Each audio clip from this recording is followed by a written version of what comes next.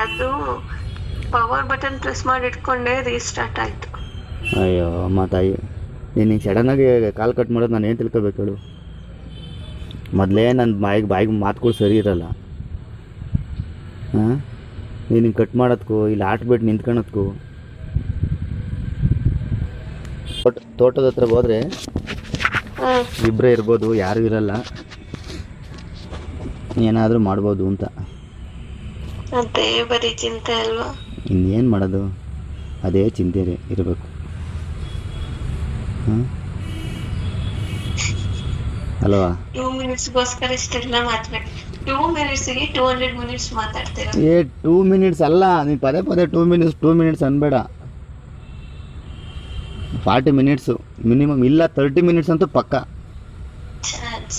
ಹೋಗ್ಲಿ 10 ಮಿನಿಟ್ಸ್ ಅಂತ ಬಿಡಿ. ಹಂಗಂದಲೇ ಬೇಡ ಬಿಡು, ಸುಮ್ಮನೆ ಯಾಕಂತೀಯ? ಸಿಕ್ತಾಗ ಗೊತ್ತಾಗುತ್ತೆ ಎಷ್ಟು ಮಿನಿಟ್ಸು ಏನು ಕತೆ ಅಂತ.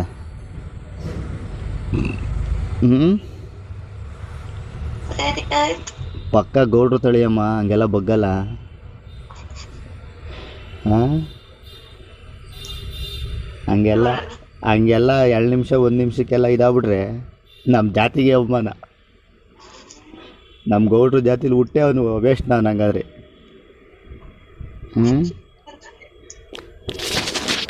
ಆಮೇಲೆ ಅಷ್ಟೇ ಕತೆ, ಹುಟ್ಟಿದ್ದು ವೇಸ್ಟ್ ಆಗಿಬಿಡುತ್ತೆ 2 ನಿಮಿಷ 1 ನಿಮಿಷಕ್ಕಾದರೆ.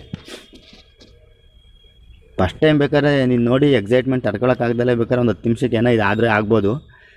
ಸೆಕೆಂಡ್ ಟೈಮ್ ಅಂತೂ ಒಂದು 40 ಮಿನಿಟ್ಸು ಇಲ್ಲ 30 ಮಿನಿಟ್ಸ್ ಅಂತೂ ಪಕ್ಕ ರೊಮ್ಯಾನ್ಸ್ ಎಲ್ಲ ಆಗಿ ಆಮೇಲೆ ಸ್ಟಾರ್ಟ್ ಮಾಡಿದ್ರೆ ಒಂದು 30 ಮಿನಿಟ್ಸು ಪಕ್ಕ ಅಂತೂ ಇರುತ್ತೆ. ಏನಿಲ್ಲ, ಕೇಳಿಸ್ಕೊಂತಾ ಇದ್ದೆ. ನೀನು ಬರೀ ಕೇಳಿಸ್ಕೊಂಬಿಟ್ರೆ ನಾನು ಏನು ಮಾತಾಡಲಿ ಒಬ್ಬನೇ? ನಮಗೂ ತಿಕ್ಲಂತಾರ. ಬಾ ಮಾಡೋಣ, ಮಾತಾಡ್ಬೇಕು ಅಂತ. ಏನು ಮಾಡಬೇಕಪ್ಪ? ಏನು ಮಾತಾಡಬೇಕು ಅಂದರೆ